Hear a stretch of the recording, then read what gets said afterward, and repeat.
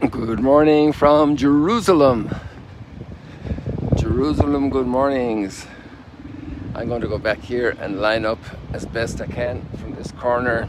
The angle will be slightly better to line up the Dome of the Rock and that red sun. It's so beautiful.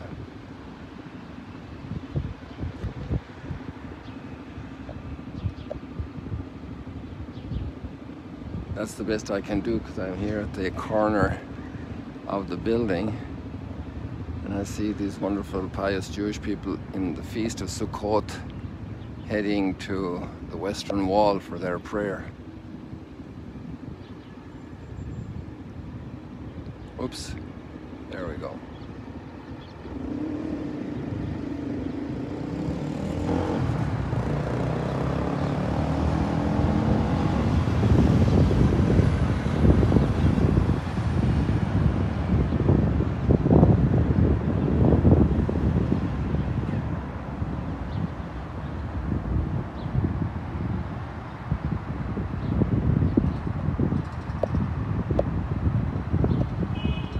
I was hoping to see some Sukkot tabernacles, some little huts that they put up, little temporary shelter, fragile, precarious, in which people eat and live these days to remember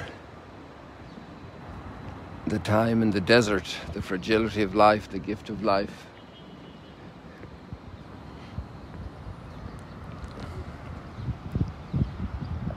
I think that cloud is going to swallow up the sun on us for a while, so let's enjoy it while we have it.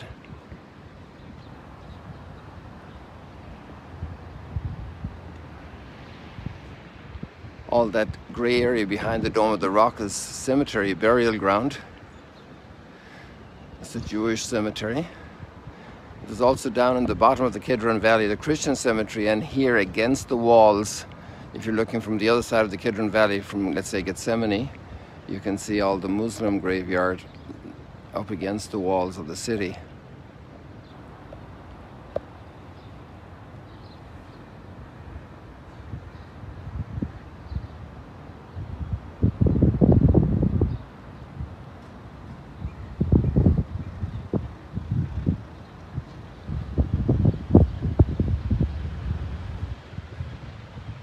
Good morning. I want to connect with you later. Before you, are you still here today? What time? At 7. I will. Okay. Well, what time is it now? 6:43. Yeah. Okay. We'll catch you. Yeah, we're gonna be heading down to breakfast. Okay. I'll catch you after I film then. Yeah. Okay. It's amazing, isn't it? Oh, now the sun is gone. So when there's no sunrise, you have to be the sunrise for the people around you. There you are. Definitely are. We were gonna ask where's your sister. She's in Magdala. She's still. Yeah. Oh, okay. You tell her we said hello. We'll do that. And we Yeah. missed her. Yeah. Do you have my WhatsApp? I do. Send me WhatsApp now. I'll do that. And now we'll stay on top of it. Enjoy. Thank you. God bless you. Sorry, that couple was in Magdala this past week, and then we had a confirmation yesterday evening at the evening mass, and he did a lot of the photography. Just spontaneous helper. One of our volunteers was confirmed. Very beautiful moment. So people, here we are in Jerusalem on Sunday, first day of October, and lots of things are happening in this month, including a very important thing for Christianity, even though it's, let's say, a Catholic event, but Catholicism is at least 1.25 billion, more than half of the Christians on the planet, and therefore it's what's going on in the Synod is a vital conversation about the way, the practical way the church is operating, walking together. Big emphasis on listening. We probably have done a lot of talking, and the need to listen. And pious people and leaders and preachers, we have a lot of good emotions and intentions, and a lot of good reflections, but each of us has to struggle with doing good. And each of us has to also be able to hear God's word every day anew and be transformed by it, listen to it. And that's always a challenge for everybody.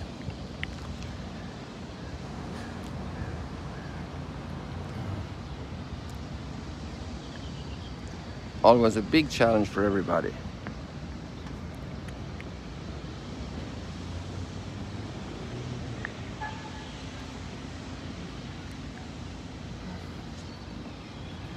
And we have a couple of stories about that in the readings today.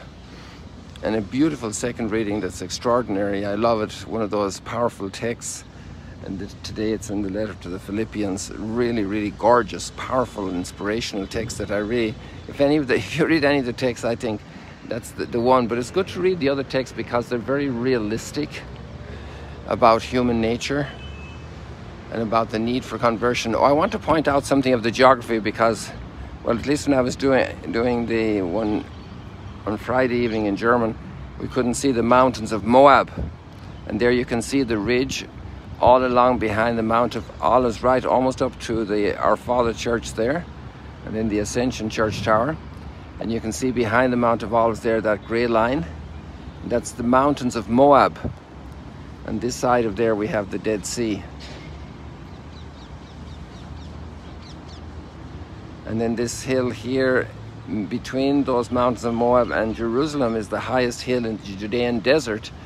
And it's named after Azazel. It's where they sent the scapegoat to the devil. And he was released over there to his doom. And that's also another feature of the behavior we have as scapegoats. When we do something wrong, we often don't want to admit it. We prefer to get cover and to blame somebody else, to push off responsibility. In that sense, today's gospel, both readings today, first and last reading, are very much about responsibility, and also the second reading. But the second reading is on a very successful scale and note. So in the first reading, it's about being honest to convert, to change our life. And we have all kinds of excuses. And people are not going to be punished for the evil others do. Obviously, an evil I could do is not to do my duty. I could avoid teaching a child the right thing. I could omit help to another person that would have taken them out of a very pressured situation. So I have responsibility for the good and the evil others do in that sense, but parents cannot be condemned for evil their children do independently, or a sibling does. There's a lot of embarrassment, there's a lot of humiliation, there's a lot of shame when people close to us make headlines for evil doing and are publicly punished. And this is obviously a very uncomfortable, sad type of circumstance. So each one is responsible before God. We are called to great integrity. What we do matters. And obviously we are saved through Christ, as Christians believe, but at the same time we have responsibility. Otherwise there wouldn't be a judgment.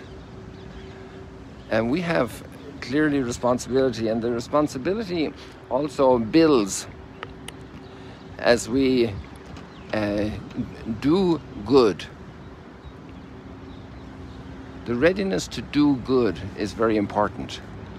And for that I invite you to read the text in the gospel, and it says, there's this one that says, I will do it, and doesn't do it. And then the other guy is in a sulk. You know, it's realistic. we are sometimes not in the mood to say yes, but in the end we end up doing the good thing. And that's the way our heart is. It's not easy.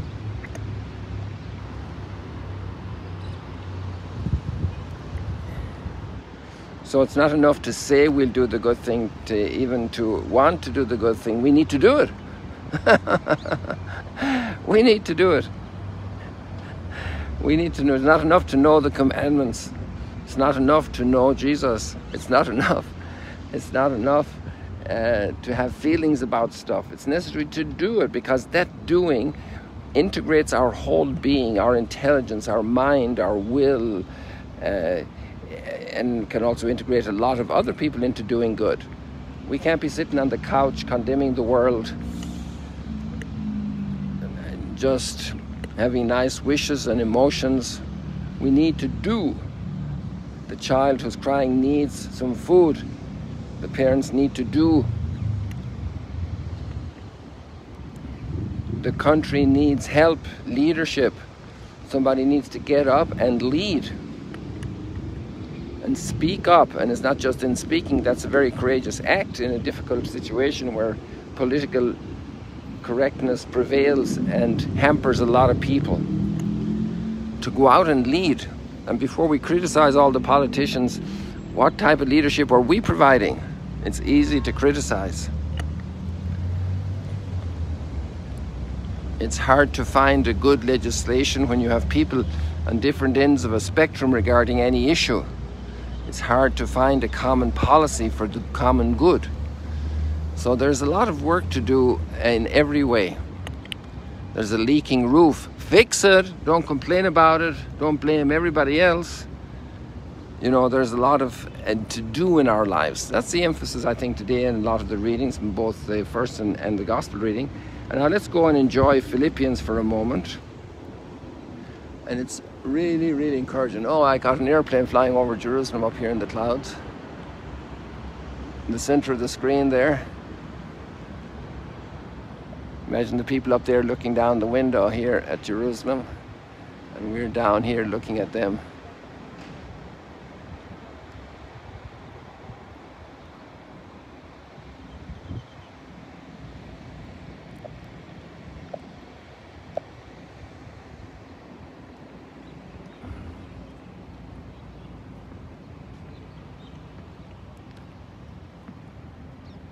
Brothers and sisters, is there any encouragement in Christ, any solace in love, any participation in the Spirit, any compassion and mercy? Complete my joy by being of the same mind with the same love, united in heart, thinking one thing. Do nothing out of selfishness or out of vain glory.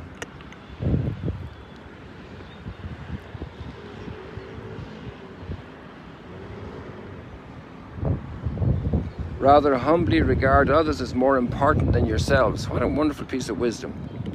Humbly regard others as more important than yourselves.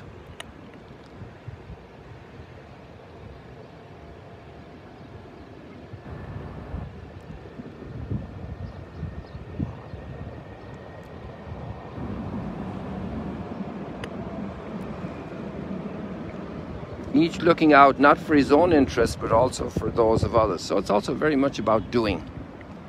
Doing the good, doing the charity, doing. And that's why Christians have not been inert in our world. That's why we have all the hospitals, all the schools, all the universities that were started from the first universities were built by monasteries. For schools in a massive way across Europe. And then when people, even my two aunts who went to Africa, and my uncle who went to the Philippines, it was about clinics and schools and doing things for the people, to help them, lift them up, be a blessing for them, far from the exploitation that others were engaged in. Each looking out not for his own interest, but for those of the others. Having you the same attitude that is also in Christ Jesus, who though he was in the form of God, did not regard equality with God something to be grasped, but rather he emptied himself, and taking the form of a slave, coming in human likeness, he humbled himself, becoming obedient to the point of death, right here in Calvary. Calvary's right behind the big dome, to the right of the smaller dome with the big cross on it. Becoming obedient to the point of death, even death on a cross. Because of this, God greatly exalted him and bestowed on him the name which is above every name. What a beautiful, beautiful text of inspiration for all of us who profess to be Christian.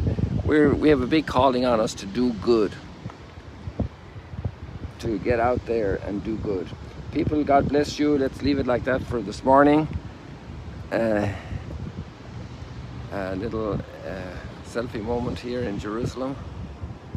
So in Notre Dame. God bless you. Let's see what kind of light I'll have for the Instagram.